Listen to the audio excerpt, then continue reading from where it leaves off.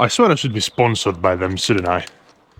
With the amount of product that I consume, but also how often I actually show it on the videos, I should be sponsored by Monster. Anyway, let's get into the car because we have to talk about a few things.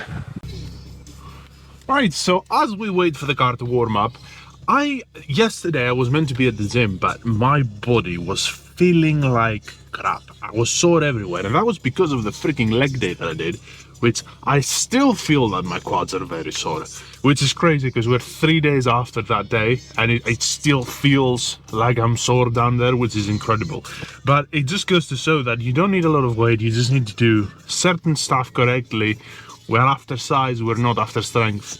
So there's a massive difference there between the two styles of training. So with that being said, I also wanted to say that as of late, probably because of the weight that I'm moving and just literally just slamming around, it's not that I don't control it, but I think it's just the sheer amount of weight that I'm moving has taken a toll on my joints, which means that I'm gonna have to taper that down if I want my joints to be healthy for the long term, for the long run rather. So what I mean by that is I've been watching a couple of videos here and there. I've been listening to a couple of people that I obviously respect, and they have shown that they can get results from the style that they're training. Eric Zanicki is one of them, Phil Heath, Lee Priest, Lee Haney. There's all these sort of people who are absolutely massive, and the way they train is actually very different than most people. So if you see them training on a video, you say they finish a set and you go, bro, you had at least 6-7 reps in reserve. Like, it looked like you have 7 or 6 reps, 6 or 7 reps in reserve, you know what I mean? But it's not about that, because they don't move a ton of weight, but they make sure that all the resistance actually goes through the muscles that it needs to go through. So for example, when I do lat pull downs, because of the sheer amount of weight that I'm moving, sometimes I feel it really bad on my forearms. And it's not that they are necessarily the limiting factor, but it is the fact that I'm using a ton of forearms to move the weight sometimes, especially towards the end of the set, because it's all about the weight at some point. And yeah, I try to keep my technique proper, and you know, but as much as I'm gonna try to make a case against the case that I'm just making, it turns out that I think there is great utility into moving less weight with more control, slow eccentrics, and obviously make sure that your technique is as good as it can possibly get. And I don't just mean technique so you can lift the weight, because then powerlifting is that essentially, right? You have the best technique so you can move the most weight, but this is not what I'm talking about. I'm talking about the best technique so you can get the resistance to go through the muscles that you wanted to go through, and only through those muscles. So I'm going to change stuff a little bit. We're going to go a little bit lighter, but we are going to focus more on certain other areas, and then hopefully I don't think I'm going to lose any mass. I may not get any mass, you know, if I'm not doing it right, but I don't think I'm going to lose any. So with that being said, I've talked for a while, car is warm and ready. I'm going to see you inside the gym, and we are going to train back. So I'm looking forward to it, actually.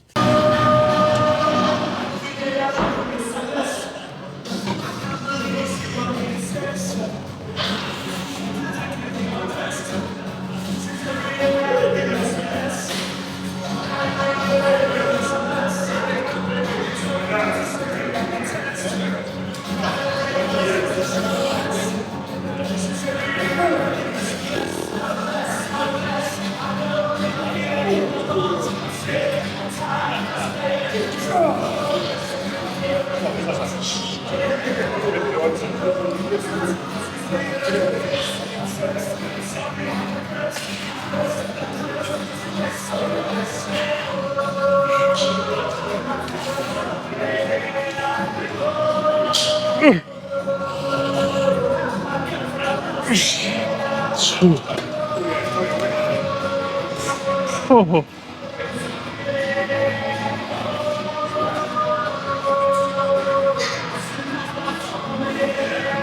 That was actually not bad. It's still, on this machine, the only problem that I find is the grip. I don't know, my straps, it's not that they're not good, because obviously they are, because I've been using them for a while. It's just, after a while, they just slip.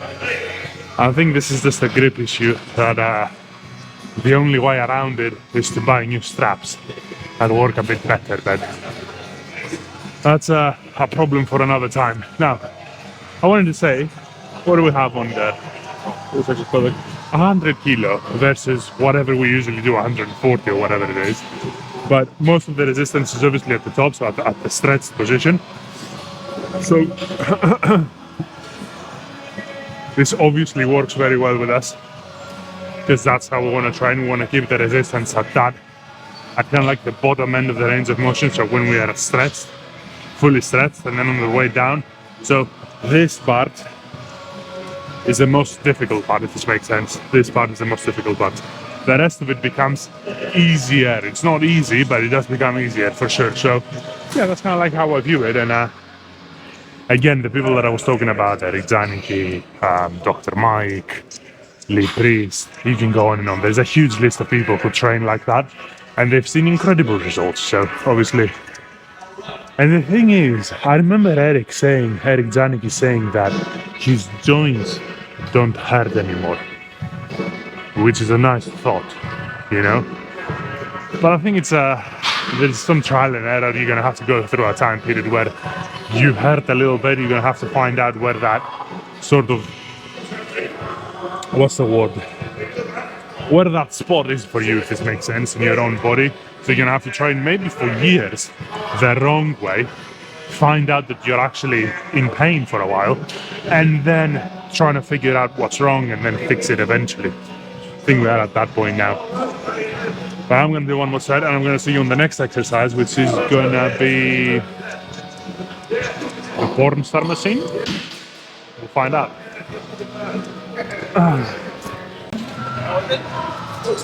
I have a small feeling this is too much weight. So I can't remember how much I moved last time, but I have a feeling this is too much. We're gonna have to find out. We are gonna have to find out. That's all right.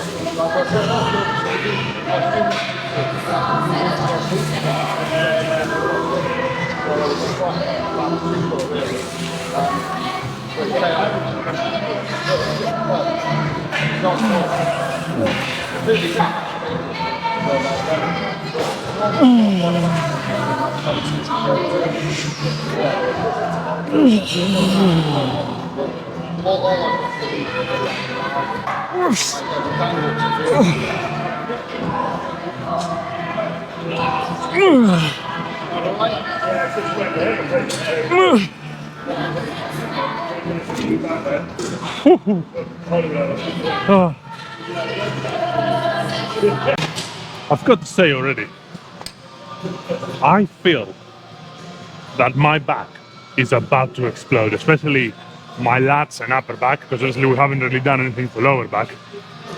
Which just goes to show that light weights do work. And it does hurt me a little bit if I have to go back down in weight, especially when you train in a gym like this. It's like everybody's lifting quite a lot here. You know what I mean? They lift heavy. So when you are in an environment like this and you are competitive, you want to show that you can also do it. But at the same time, this is it's a solo sport. It's a very there is no team. It's a very egotistical sport, if this makes sense. It's just you and yourself. So it's like whatever everybody else is doing, it doesn't matter at all, because they might have different goals. They might be on a bulk, they might be on a cut. You just don't know, and there is so much nuisance about everything when it comes to this particular sport. But this is a very personal sport, it's not a team sport. So do whatever you have to do, and whatever works, and that's fine, right? But for me, the moment I lighten the weight and I'm able to really focus on my technique and make sure that I'm trying to emphasize that my muscle, the targeted muscle group, is doing all the work, and I care less about whether the weight is moving or not. It's obviously moving because it's lightweight, but I don't care about that. I don't care about how many reps I can do. I just care about the muscle itself, if this makes sense.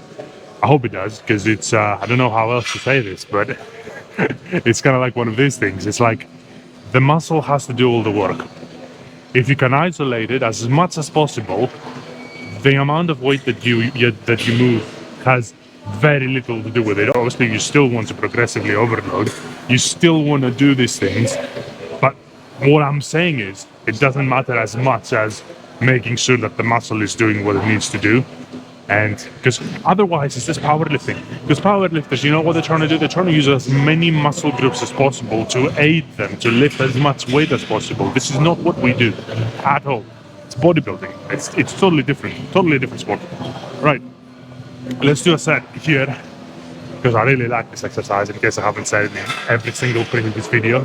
But yeah, I already have a great pump. I'm gonna have an even better pump now.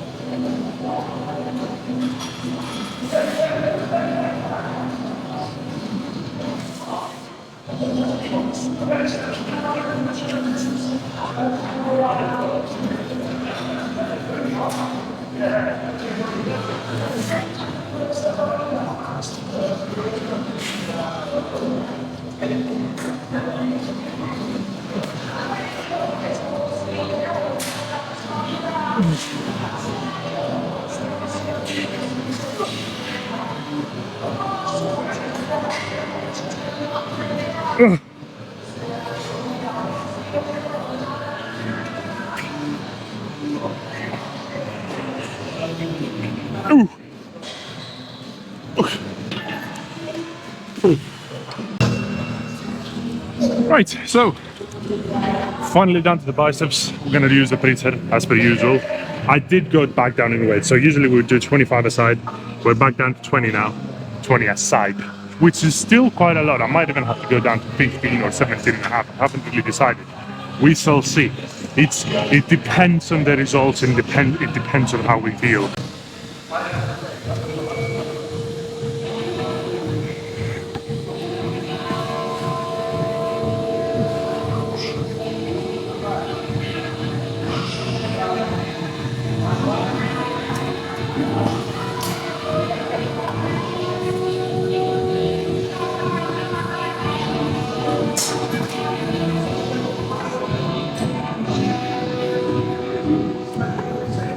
Oosh.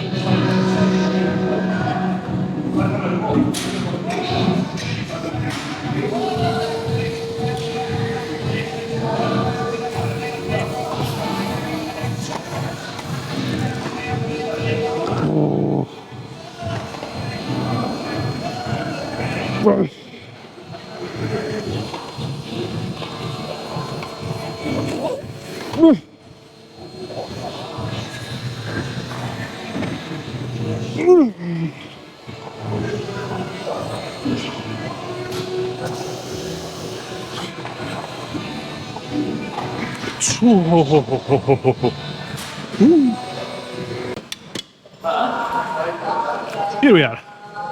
You know how I said that I'm gonna do triceps? Because I haven't been training them. I just have a little thought about that in my head, and I'm like, because I looked at my triceps sometimes, and obviously my press strength is quite good, and my triceps are fucking massive, and I was like, yeah, I don't train them as much, but do I need to?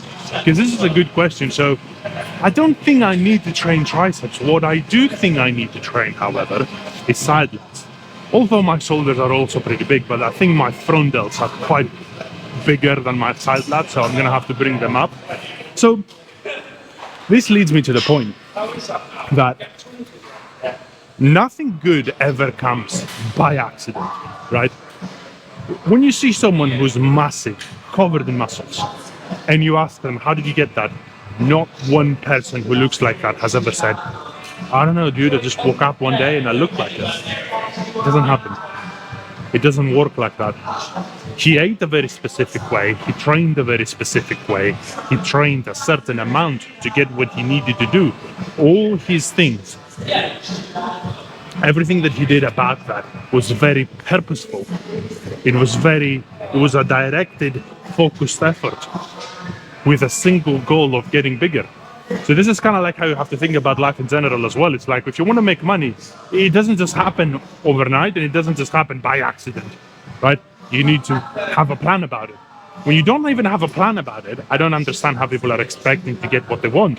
If you don't have a plan to get big, if you don't have a plan to make money, if you don't have a plan about your life, if you don't even have a plan on how to go on fucking holiday next year, how the fuck do you expect it to happen by accident?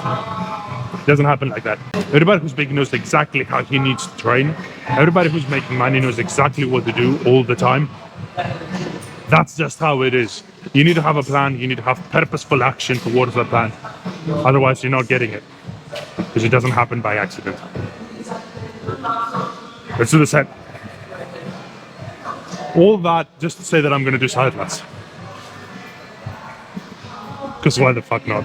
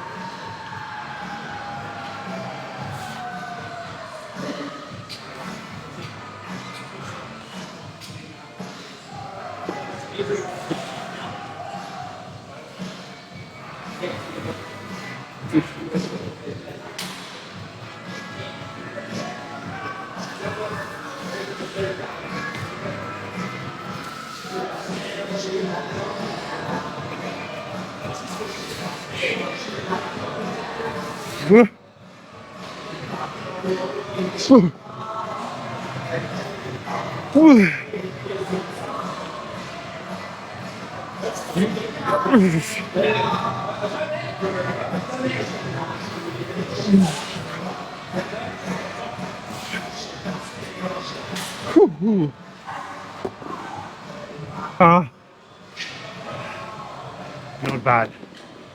Right, I'm gonna do one more set, but for you guys, it's gonna be up. And I'm gonna see you tomorrow with some chest. Now, what the fuck am I gonna do tomorrow for chest? I don't know.